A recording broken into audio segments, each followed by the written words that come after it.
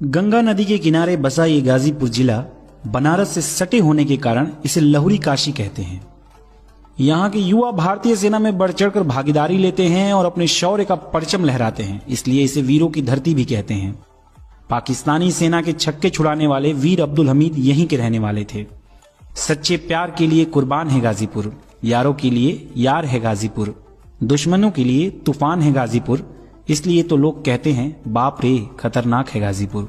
यहाँ के लोग और लोगों की बकैती शब्द में बतावल बहुत मुश्किल बा। एशिया का सबसे बड़ा गांव गहमर इसी जिले का हिस्सा है, जिसके बारे में कहा जाता है कि यहाँ के हर एक घर से कम एक लोग सेना में तैनात हैं। एशिया की सबसे बड़ी अफीम फैक्ट्री भी गाजीपुर जिले में ही है। लॉर्ड कॉर्नवालिस के मरने के पश्चात उनका मकबरा भी यहीं पे बनवाया गया था। तो आइए गाजीपुर को और विस्तार से जानते हैं। 3300 वर्ग किलोमीटर में फैले इस जिले में 7 तहसील हैं: गाजीपुर, मोहम्मदाबाद, कासिमाबाद, सैदपुर, जमानिया, जखनिया, सेवराई। इस जिले की जनसंख्या लगभग 36 लाख है, जिसमें 18 लाख पुरुष और तकरीबन 17 लाख महिलाएं हैं। गाजीपुर के लोगों ने शिक्षा के महत्व को बहुत समझा और जिसके बदौलत इसकी शैक्षणिक दर 85% है।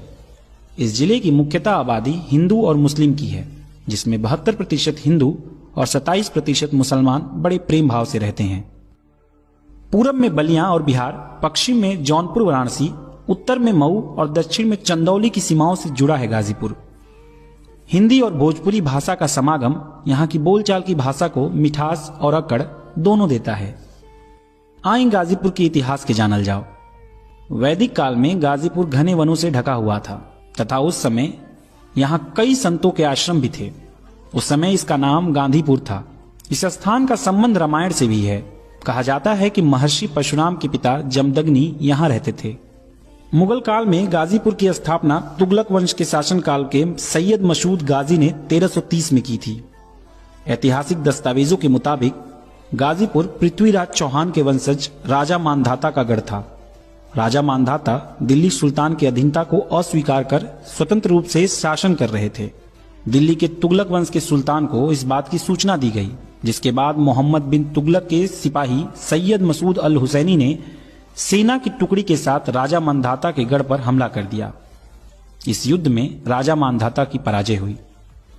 इस जंग में जीत के बाद दिल्ली सुल्तान की ओर से सैयद मसूद अल हुसैनी को मलिक अल सादात गाजी की उपाधि से नवाजा गया, जिसके बाद सैयद मसूद गाजी ने कठौत के बगल में गौशपुर को अपना गढ़ बनाया और इस जगह को गाजीपुर का नाम दिया।